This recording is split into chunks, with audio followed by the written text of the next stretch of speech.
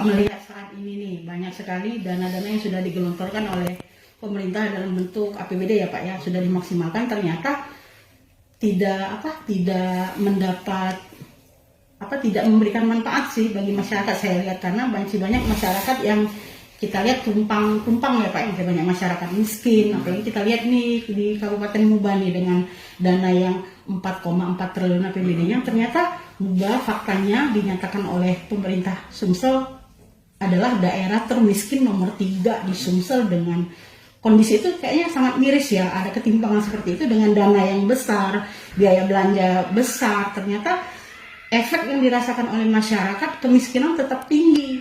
Nah, menurut Bapak nih, apa sih yang salah di sana? Oke, terima kasih ya, Bu Dewi ya.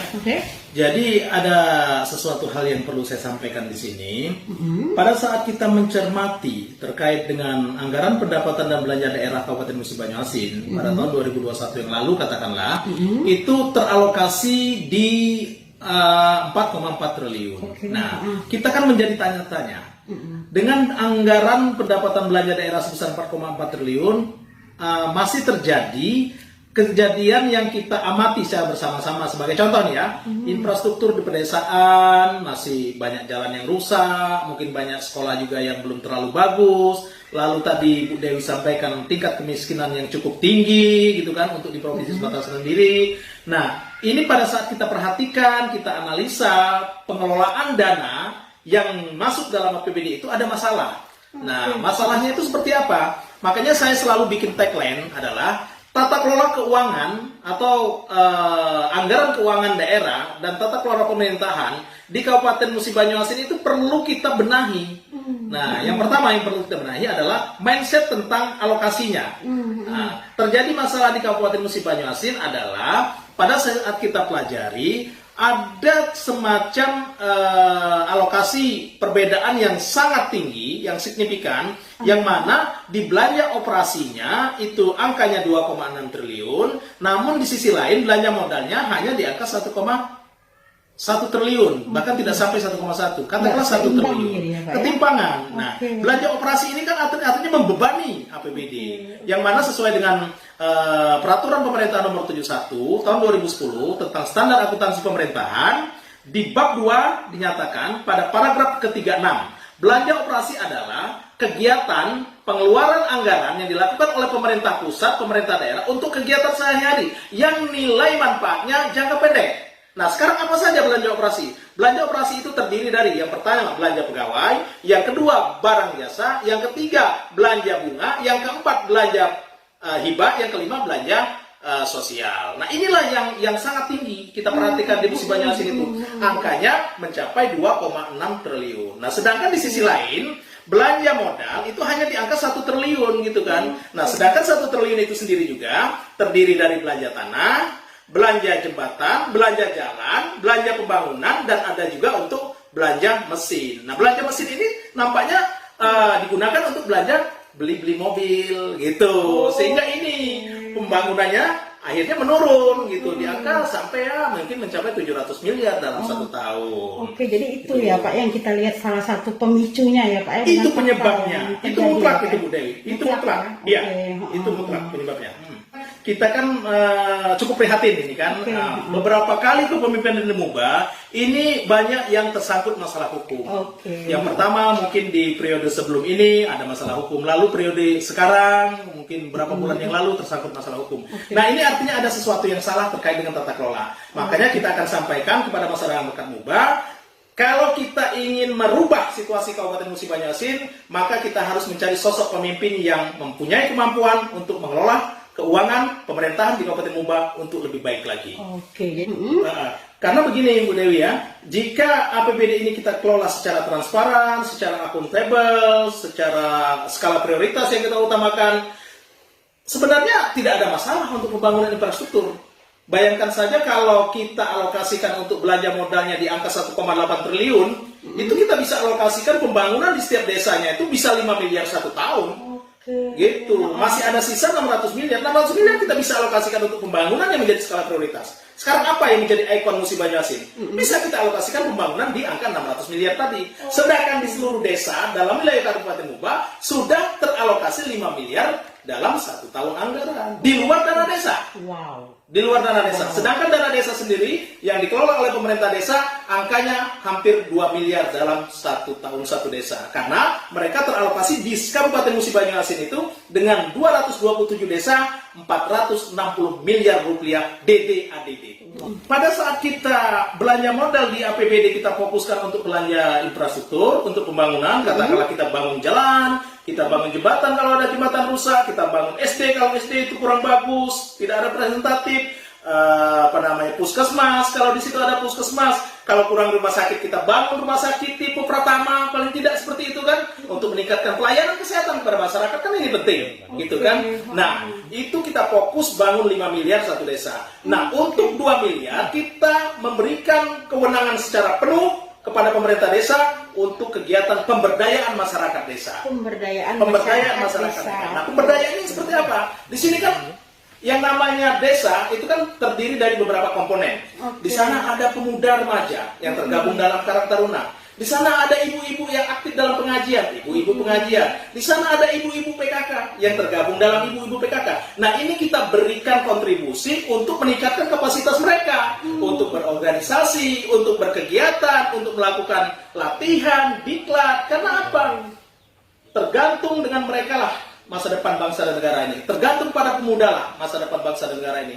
Untuk itu supaya mereka tidak melakukan kegiatan-kegiatan yang negatif gitu kan, dengan adanya turnamen-turnamen gitu kan, adanya latihan-latihan, adanya diklat-diklat, sehingga menambah kemampuan dan kemandirian masyarakat yang ada di desa. Memang mindsetnya harus dirubah, pola tata kelola keuangannya harus dirubah. Yang tadinya belanja operasi itu tinggi, kita akan siutkan ke belanja modal atau belanja pembangunan. Karena kan kejadian 2 kepemimpinan ini kan ini membuktikan bahwasanya pelanggaran aturan terjadi, gitu kan. Tidak mungkin dilakukan OTT kalau tidak ada pelanggaran aturan atau kegiatan yang melanggar hukum atau ketentuan hukum, gitu kan. Makanya ke depan kita akan komitmen, kita akan sampaikan kepada seluruh komponen masyarakat bahwasanya jangan ada lagi kegiatan-kegiatan seperti ini, karena ini apa? Mencederai masyarakat, mencederai rakyat, dan pembangunan akhirnya bisa terhenti, tidak berjalan karena ada stagnan kepemimpinan. Yang seperti ini kan sebenarnya tergantung dengan pribadi masing-masing. Kalau aturan ini kan sudah banyak aturan. Apa yang kurang aturan? Kalau kita mau mengacu tentang tata kelola keuangan, ada banyak aturan. Yang pertama, Undang-Undang Nomor 1 Tahun 2004 tentang pembendaharaan negara. Yang kedua, Undang-Undang 17 2003 tentang pertanggungjawaban pengelolaan keuangan negara. Undang-Undang Nomor 16 Tahun 2006 tentang Badan Pemeriksa Keuangan Negara, gitu kan. Lalu kita di bawahnya ada Peraturan Pemerintah Nomor 58 Tahun 2005 tentang pengelolaan keuangan daerah. PP 12 2019 pengelolaan daerah. Lalu ada Permendagri Nomor 21 Tahun 2011 tentang pedoman pengelolaan daerah. Belum lagi yang lain-lain, ada perbuknya, gitu kan, ada perbuknya. Artinya dari sisi ketentuan perundang-undangan sudah bagus di negara kita. Sekarang siapa yang mau melakukannya, gitu, tergantung orangnya. Nah, pemimpin kan person. Yang pertama kita harus mengetahui kemampuan keuangan. Jadi yang namanya kemampuan keuangan daerah itu kan kita ada pendapatan, ada belanja, ada pembiayaan. Inilah komponen dalam keuangan daerah, gitu kan. Nah, pada saat pendapatan kita kecil, artinya pengeluarannya atau belanjanya ya kita harus menyesuaikan dong. Jangan sampai pendapatan kita kecil, belanjanya kita besar. Akhirnya apa? Nggak balance. Jebolnya kan di pembiayaan. Kita harus ngutang ke sana, ngutang ke sini, minjem ke sana, minjem ke sini, sehingga beban APBD kita ke depan banyak untuk bayar utang. Nah, ini kita tidak sepakat yang seperti itu. Dan rata-rata terjadi di Sumsel seperti itu ya Pak ya, kabupaten ya Pak. Mungkin ada beberapa kabupaten yang seperti itu. Katakanlah mungkin Bu Dewi juga sendiri sudah paham ada beberapa kabupaten. Tidak usah kita sebutkan lah ya. Dan Muba juga mungkin seperti itu juga, gitu kan. Artinya jika ini kita maintain, kita atur sedemikian rupa, intinya kan pembangunan itu yang penting kan pemerataan. Pertama pemerataan. Yang kedua adalah skala prioritas. Yang mana dulu yang mau kita bangun? Dan ini harus dinikmati oleh seluruh komponen masyarakat, gitu. Jangan kita bangun di satu sisi, di sisi lain masyarakat yang lain tidak merasakan pembangunan, gitu. Bahkan ada yang berpuluh-puluh tahun, mungkin ada yang dari zaman Indonesia ini merdeka tahun 1945 sampai sekarang 2022 belum tersentuh pembangunan. Ada yang seperti itu. Nah inilah yang harus kita hindari kalau kita jadi pemimpin. Pemimpin itu Bu Dewi akan dipertanggungjawabkan baik di dunia dan di akhirat. Jangan kita memandang bahwasanya pemimpin itu di sidang paripurna DPRD baik, tidak seperti itu. Kamu mungkin keterbatasan kemampuan ya Bu Dewi, keterbatasan kemampuan, lalu lingkungan yang kurang mendukung gitu kan. Mestinya kan kalau kita kurang paham, kita nanya kawan-kawan di sekitar kita. Kita kan ada staf ahli, ada tenaga ahli, ada sekda, ada asisten, ada kepala dinas. Mestinya kan kita polanya diskusi, jangan pola perintah kalau kita udah tahu. Nah kalau kita memang memahami, kita baru pola perintah. Gitu. Kalau kita kurang memahami, kita pola diskusi dulu. Bagaimana situasi saat ini? Apa yang harus kita lakukan? Mana yang menjadi prioritas? Seperti itu. Tapi kalau ini sudah menjadi keputusan kita, sudah jalankan. Gitu. Jadi banyak yang nggak paham itu sebenarnya itu Pak. Kekurangan kemampuan, keterbatasan kemampuan dalam pemahaman ini. Iya, memang persyaratannya kan harus didukung oleh partai. Salah satunya. Walaupun ada di sisi lain juga melalui jalur independen pun bisa. Kan? Namun pada saat kita sudah duduk di jabatan kepala daerah, katakanlah seperti itu, ini mutlak dibutuhkan. Sangat diperlukan. Karena kita pemimpin kan tanggung jawab nih. Baik tanggung jawab dari masalah masyarakat maupun tanggung jawab bagaimana cara menyelesaikan masalah masyarakat, seperti itu kan. Nah, di sini kalau kita kurang pendekatan, kurang bermasyarakat, kurang bergaul, kita juga tidak paham dong. Apa yang dirasakan masyarakat? Apa yang masalah terjadi masyarakat? Lalu kita juga tidak akan bisa mencari jalan keluarnya. Karena kita tidak paham apa jadi masalah. Gitu kan. Nah ini ada disinformasi atau informasi yang tidak sampai kepada kepala daerah. Nah untuk itu mungkin dimanfaatkan oleh kawan-kawan yang tidak berniat baik. Gitu.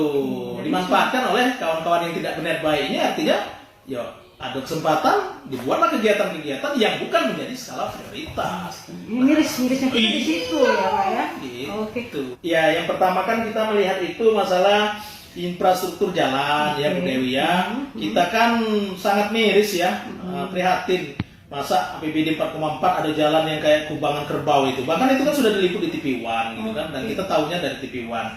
Dan itu salah satu yang membuat kita menjadi tertarik atau bergetar lah kita untuk turun ke Muba ini gitu kan, mencari jalan keluarnya itu. Yang kedua ya dari tingkat kemiskinan tadi, artinya kan dengan APBD yang besar itu tidak menjamin sejahtera ya Pak ya. Ini kan kesalahan dalam mengelola anggaran. Jadi yang pertama tadi tata kelola keuangan ya kan, yang kedua jangan melanggar aturan hukum. Jangan melanggar aturan hukum ya Pak. Iya, jangan melanggar aturan hukum. Karena sudah berapa kali kejadian ini, itu kan artinya melanggar aturan hukum. Jangan ada korupsi, jangan ada gratifikasi. Cuma 4 itu aja ya Pak ya? Iya. Ini merasakan kemarin kan kita 3 minggu berturut-turut ini kan pulang pergi lagi Muba kan. Pada saat saya di anggota dewan di Kabupaten Banyuasin, ibu kota Panganbalai, saya kan PP nih. Pulang pergi Palembang Panganbalai. Saya merasakan wih, sulit nih yang nak begawi ke Panganbalai ini, jalan macet, sampai ke kantor bisa 2 jam gitu kan, artinya ini beban bagi kita.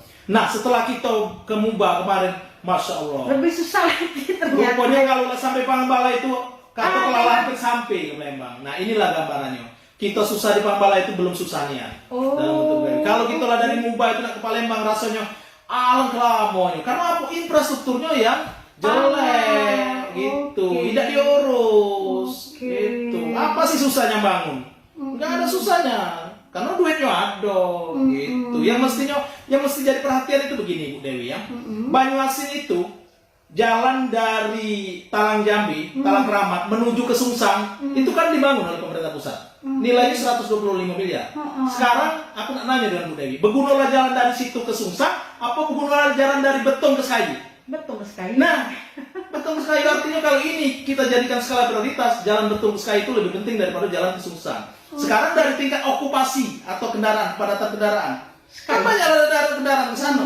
Yang ke sana berapa mobilnya? Nah ini kan kebijakan dalam menentukan alokasi anggaran yang salah. Menurut saya tidak menyalahkan siapa. Dan itu pemerintah pusat tidak tahu sebenarnya Pak. Orang pemimpin itu sebenarnya harus bisa memaparkan ya. Ya sekarang kan masalahnya pemerintah pusat kan berdasarkan data yang disampaikan oleh pemerintah daerah. Kita tidak menyalahkan siapa itu, tapi artinya jika ingin pemerintah kabupaten mendapatkan alokasi anggaran untuk kegiatan pembangunan, duitnya kan ada. Cuma tidak dapat di kita. Menjadi gubernur, itu pertama kali kita dibangun adalah dari Sekayu menuju ke Musirawas. Saya ingat betul waktu itu ada pelebaran jalan dan ada peningkatan mutu kapasitas jalan. Waktu itu nilainya 400 miliar. Dan itulah salah satunya menurut saya kepedulian Pak Gubernur untuk Musi Banyuasin dan Musirawas waktu itu kan. Dan akhirnya setelah jalan itu dibangun, terbukalah akses menjadi jalan nasional. Yang awalnya jalan provinsi sekarang menjadi jalan nasional. Itu salah satunya. Ya kalau untuk Muba itu kita alokasikan 3 tahun udah berubah ya. Wow, target 3 tahun udah berubah. Udah berubah. Artinya kalau kita kalkulasi jalan itu bisa 5 km satu desa kita bangun dalam 1 tahun. Kalikan baik ada 227 desa. Artinya sudah berapa ribu kilometer terbangun jalan. Akses itu bisa terkoneksi satu desa ke desa lain, desa ke kecamatan, kecamatan ke ibu kota kabupaten. Dan ibu kota kabupaten itu tentunya nanti akan dilirik oleh investor-investor asing, baik di nasional maupun mungkin di tingkat internasional. Mereka akan melihat situasi kota. Jika penduduknya ramai, maka mereka akan membangun suatu kawasan. Seperti itu, bisa kawasan industri, bisa kawasan rekreasi, bisa kawasan mall. Yang ini bisa kita kerjasamakan dengan pihak swasta. Itu potensi itu yang bisa kita Potensi besar sekali. Iya. Sebenarnya, Pak, ya. Artinya kan di situ juga lintas dari Pali. Pali kalau itu lebih bagus, Pali bisa melalui Muba ke Palembang gitu. Nanti Pali ke Jambi, tentu kan lebih dekat. Nggak mungkin Pali nak ke Palembang dulu baru nak ke Jambi. Kan lo sudah berapa kilometer itu memotong. Tapi kan harus bagus dulu dong jalannya. Jalan di Mubanya, sehingga untuk menuju ke Jambi sudah enak gitu. Artinya bisa melewat Keluang, jalan 108 gitu kan. Itu kan bisa motong atau shortcut yang luar biasa. Kalau perlu jalan tol bener ya Pak. Kalau jalan tol katakanlah itu kewenangan dari pemerintah pusat. Enggak, maksudnya itu saking integrasinya itu Pak. Jadi saya potensi-potensi yang itu perubahan besar bakal terjadi ya. Lebih jeli ya Pak. Lebih jeli, perhatian kali ya. Makanya kita harus mengetahui masalahnya. Baru kita tahu mencari jalan keluarnya untuk mengatasi masalah. Gitu. Pak, kalau Bapak nih udah ketemu nih dengan masyarakat Muba ya, rata-rata udah melakukan beberapa kunjungan. Apa sih Pak keluhan-keluhan yang mereka sampaikan ke Bapak? Terus perubahan besar apa yang mereka inginkan Pak ketika ini Pak saat itu? Yang pertama tadi kan itu kan infrastruktur jalan. Yang kedua pelayanan PLN. Pelayanan PLN sekarang dikelola oleh badan usaha milik daerah, mereka kan macet. Banyaklah mati daripada hidup, dan pada saat hidup dia tidak stabil dayanya.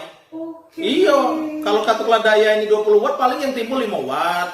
Gitu. Kan ini kan menimbulkan alat-alat elektronik yang ada di rumah kan rusak dan tidak produktif. Mana kalau itu ada rumah sakit, pas melakukan apa gitu, kegiatan medis ya, nah, itu kan membahayakan pasien. Gitu. Itu yang paling banyak dikeluhkan oleh masyarakat ya Pak. Itu yang paling utama.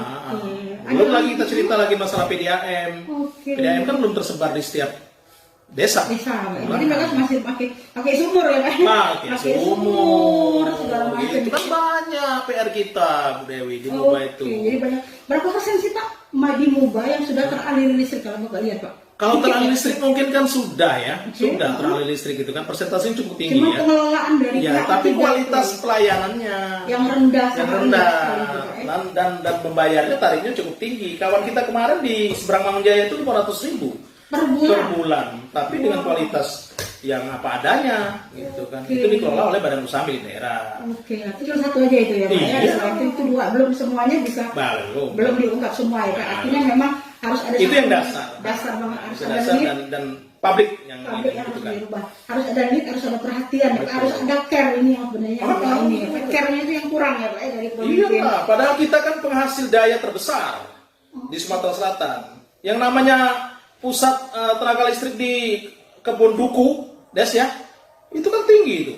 Itu kan disalurkan ke beberapa kabupaten kota oleh Sumsel. Ada yang disebar ke Muara ini. Iya, artinya dari sisi suplai daya kita nggak ada masalah. Nggak ada masalah Pak ya. Ada himbauan Pak kita untuk pemerintah sekarang atau gimana Pak? Terakhir mungkin Pak. Ya kalau kita dengan pemerintah kan artinya mari kita berikan pelayanan kepada masyarakat dengan maksimal. Itu saja sesuai dengan ketentuan perundang-undangan. Terus untuk masyarakat Muba mungkin Pak ada lagi? Ya untuk masyarakat Muba marilah kita kelola pemerintahan Muba ini lebih baik lagi. Kan contoh-contoh sudah ada. Janganlah diikuti lagi hal-hal yang seperti itu. Terserah lama udah dirubah aja. Iyalah, udahlah. Negara ini kan tergantung dengan kita yang menduduki posisi jabatan-jabatan ini. Kalau kita nggak peduli gimana orang lain mau peduli gitu kan. Rakyat ini kan membutuhkan kita sebagai apa namanya penyelenggara pemerintahan baik pusat, provinsi maupun daerah. Nah, kita sementara dapat amanah, yo peganglah amanah ini bagus-bagus gitu kan. Janganlah mencederai hati rakyat. Hidup ini kan sementara. Tidak lama lagi kita pensiun, tidak lama lagi kita mati. Mati kita harus mempertanggungjawabkan semua yang kita tanggung yang menjadi amanah itu. Iya, sedih lah kita lihatnya. Miris ya Pak ya. Miris. Artinya Muba memang butuh satu perhatian care yang sangat besar ya Pak ya. Iya. Saat ini Pak ya. Oke, terima kasih Pak Nasir ya. Iya, sama-sama. Oke, Selamat ya. malam. Semoga pembicaraan kita ini banyak manfaatnya. Insya Allah untuk masyarakat yang lebih banyak ya. Masyarakat Ya, untuk membangun masa depan Muba yang lebih baik dan lebih sejahtera. Oke, artinya Iya, pembangunan akan terus kita sikap-sikap kritis kita terhadap apapun pembangunan tetap akan kita gelorakan. Insya Allah, insya Allah. Dan kita akan tetap apa istilahnya Komitmen dan memberikan pelayanan terbaik bagi semua masyarakat Sunggal ya Pak ya. Iya, Terima kasih ya Pak Nasir ya. Ya, sama-sama. Assalamualaikum. Salam.